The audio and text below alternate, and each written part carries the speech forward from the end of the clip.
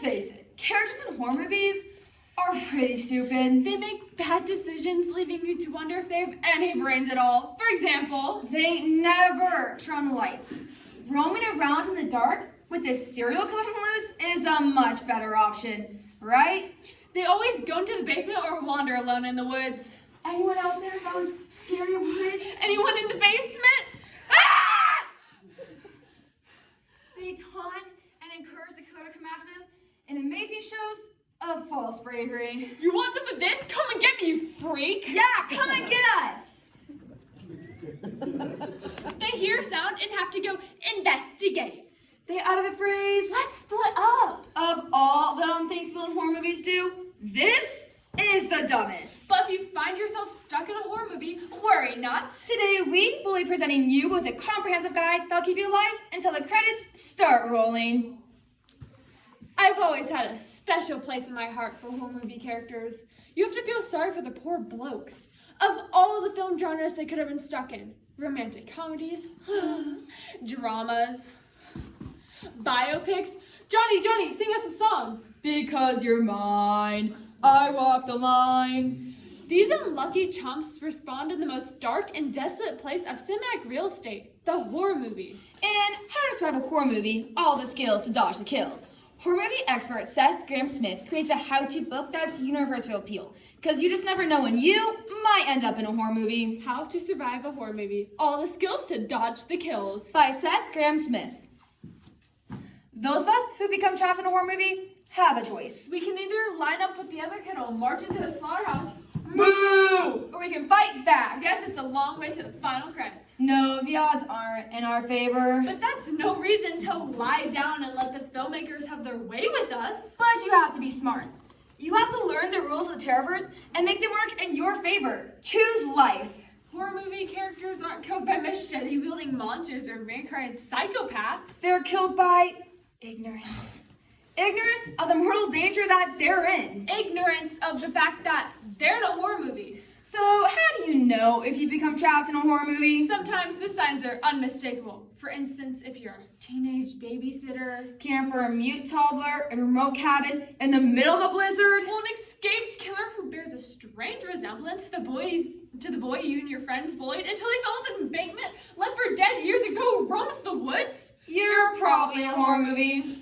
Take a look around. The environment should offer some clues. If you're on a crowded city street in the middle of broad daylight, you're probably safe. For now. But if you're anywhere remote, An old house, the woods, an abandoned mental institution in the middle of a blackout. then yes, your chances of being in a horror film are much higher. Does everything look slightly grainy? This might be because you're being shot on film or developing cataracts. Either way, not good. Is everything poorly lit? Are you bathed in blue light even though it's supposed to be nighttime? Are there shadowy corners you should be able to see in, but can't? Do you hear strange sounds? Out of nowhere, are you speaking in Japanese? Konnichiwa! Typhoon! Anime! According to 21st century cinema, anyone speaking Japanese is in a horror movie. If the answer to any of these questions is Affirmative, then we have to consider the possibility that you've become trapped in a horror movie. as much as you may feel like crying or making skid marks in your tidy whities, You better pull yourself together and soon, because if you don't, the boogeyman's really gonna give you something to cry about. Your situation requires immediate action, and the Craven method, cover, recon, arsenal, vehicle, escape, north, was designed for just such an emergency. it's a kind of stop, drop, and roll for horror movie victims. A way to keep you alive long enough to summon enough courage and get out of immediate danger. But remember, the Craven steps are strictly temporary. A way to stop the bleeding before the real surgery begins. See cover. What you need right now is a temporary headquarters, a place to wipe the sweat from your brow, take a pull off the old asthma inhaler, and formulate your plans. Some of the best places to do this, good old everyday houses. While not ideal fortresses, the average 2-story house is usually your closest option. If you're already in one, great. If not, run to the first one you see. Water towers, if you're in a small Midwestern town, this might as well be your tallest structure around. If you can get to the top, you'll have a highly defensible perch with a 360 bird's eye view. Even better, they'll be able to watch survival lights see longer if you have to. There's just that one really long ladder to worry about. Churches. Well, the power of Christ won't stop all forms of evil. Zombies are notorious agnostics. It'll stop most demons, supernatural slashers, or vampires who happen to be on your trail. Even better, churches have fewer exits. Pews used as blockades, lead line stained glass that is hard to break, and spires or bell towers that serve as great vantage points. Our recon. Now that you've had a moment to catch your breath, it's time to figure out where the enemy is and what he's up to. If you don't have the height of a water tower or a church spire working in your favor, peek through the highest within your hideout and take a look. If you don't see them, they're probably right behind you. Wait, no, don't look. Nice and cool. Now on the count of 3, cover your face with your hands, jump over the rail and through the window. Seriously? It's either you jump or you die. Ready? 1, 2, just kidding. You're totally screwed. A, arsenal. You say a path to freedom, now you'll need some sort of weapon. If you're in a barricaded house, get your hands on the nearest baseball bat, kitchen knife, or anything that kids aren't allowed to play with indoors. Even a can of oven cleaner is better than nothing. If you're held up in a church, grab a heavy-duty candlestick or the collection plate. And if you're up on that water tower, get your hands on the nearest... There actually aren't too many options with a water tower. You really should have thought about that before you climbed up there. Vehicle. Now that you've summoned some courage, grabbed a weapon, and hopefully spotted an unoccupied vehicle. Now it's time to kick a little beep. In a burst of adrenaline-fueled speed, make a run for it, using your weapon to clobber, cut, or blind anything in your path. Your goal, your only goal, is to reach the nearest car or truck, get in and blow town as fast as inhumanly possible. When you reach your unoccupied vehicle, first get in. Don't bother smashing the window. They left the car unlocked. Pull down the driver's side sun visor. The keys will simply fall into your lap. When you try to start the engine, go over again and again. But don't worry, it'll begin as soon as the attacker reaches the car and pounds on the window. If you reach a street, first wave your arms wildly in the air. Inevitably, an attractive member of the opposite sex will see you at the last second, skid and smash into you.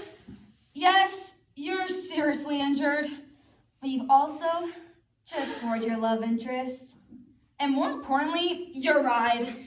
E, escape, and north. This is the easy part. First put your car in D. Point the compass to N and get the bleep out of there. Now we've reached the portion of our guide entitled The 7 Deadly Horror Movie Sins. First deadly sin, Doubt. There are 2 types of horror movie characters. Those who believe your story, and those who don't. It was just a dream, honey. No, it wasn't. Come on, people. Your son or daughter is having recurring nightmares about being brutally murdered night after night. And you're passing off as what? Indigestion? This is a horror movie. All nightmares are real. And you better treat it as such, or you're going to be one of your own before long. Those are just ghost stories our parents told us, right? Yes.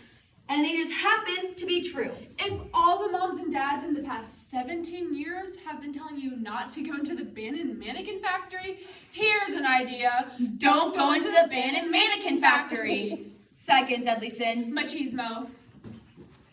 The jock who thinks his football skills is enough to defeat the reincarnated serial killer. The redneck who thinks he can show vampires how things are done in Texas. The jock. The soldier who's taken on way scary aliens than this one. Remember, if you're a male in horror movies, testosterone might as well be cyanide. Want some of this? You know the guy, the one who just can't handle anymore. So what's your plan, huh? To let that thing pick us off one by one? Not me, man, not me. They run up to your pin yelling something like, "Come on, show your face!" And well, you know how that ends. Ah! Third deadly sin. INDEPENDENT. Do you know what that means? Yeah. Independence. You know that documentary, the one about wildebeest, where everything is slow motion and they get torn apart by lions and crocodiles? It's funny how the predators always go for the animals on the outside of the pack. It's either because they're too stupid or too slow to draw strength from the numbers. This is not a coincidence. Fourth deadly sin. Ugliness. Hey! They never said horror movies were meant to be fair. Fifth deadly sin. Curiosity. The most famous horror movie equation is investigation equals mutilation. Is that you, Patches? If Patches is the name for the man hiding in your closet with razor blades for fingertips, then yes, it is. Do you think it's dead? dead. I don't know. Why don't you poke it with a stick? I would love to see it grab your arm and bite your face off. I wonder what that old creepy house looks like on the inside. Probably a lot like an old creepy house that you and your friends can get mutilated in. 6 deadly sin. Irresponsibility. If you are charged with a task and you fail, it's either you or someone you love that is going to die. If your task is to guard the door, guard that door. Don't wander off and take a leak. If your task is to babysit, do not do it with headphones on. What's a little nap gonna hurt? A lot? Come on, the kids are already asleep. No, they're dead.